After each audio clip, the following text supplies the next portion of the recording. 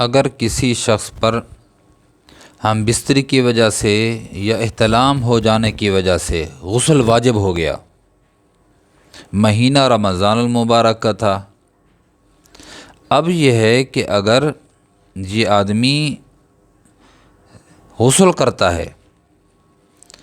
تو کھانے کا وقت نہیں بچتا، اور اگر کھاتا ہے تو غسل کا وقت نہیں بچتا، اس کے متعلق کیا کرنا چاہیے اس کو؟ اور پیش آتا ہے لوگوں کو، سوال بھی پوچھتے ہیں لوگ،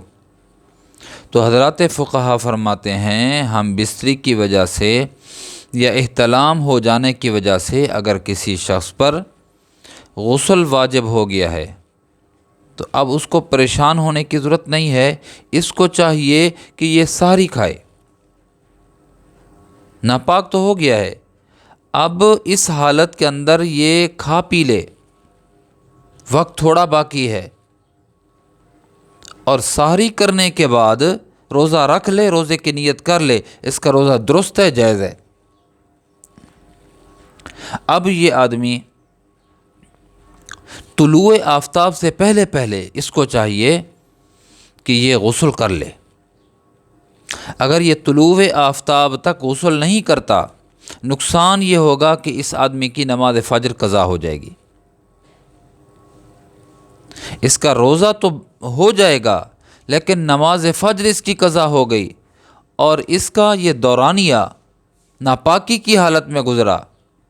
روزہ ہو جائے گا لیکن روزے دار کا یہ عمل مکروہ ہے، ناپسندیدہ عمل ہے، ایسا اس کو نہیں کرنا چاہیے۔ سحری کا وقت صبح صادق ہو گئی، ٹائم ختم ہو گیا روزے کا، یہ ناپاک ہے، کھانا مکمل کرے، بعد میں غسل کر لے تاکہ نماز فجر یہ وقت پر ادا کر سکے، اس کی نماز قضا نہ ہو۔ لیکن اگر کسی شخص کی نماز قضا ہو گئی، اس کا روزہ پھر بھی باقی ہے، نماز چھوڑنے کا گناہ اس پر ہوگا۔ ایک مسئلہ تو یہ عرض کرنا تھا۔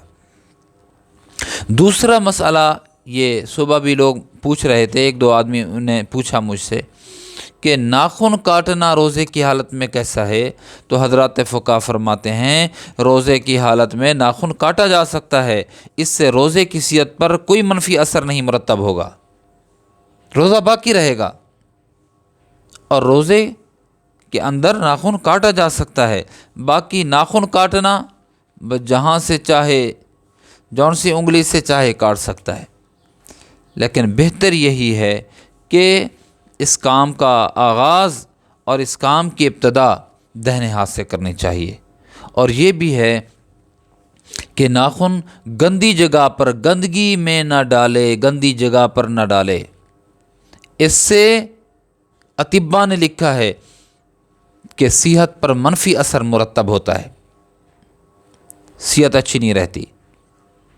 اور لیکن اگر کوئی اس کو ڈال دے تو جائز ہے، گندی چیز پر ڈال دے جائز ہے، لیکن اس کا احسن اور اچھا طریقہ، عمدہ طریقہ یہی ہے کہ ان ناخنوں کو علیحدہ جگہ پر دفن کر دے یا علیحدہ جگہ پر ڈال دے، یعنی گندی جگہ پر، گندگی پر نہیں ڈالنا چاہیے، اس سے گریز کرنا چاہیے۔ اللہ پاک مجھے آپ کو دین کی صحیح سمجھ نصیب فرمائے، دینی احکامات پہ عمل کرنے کی توفیق نصیب فرمائے۔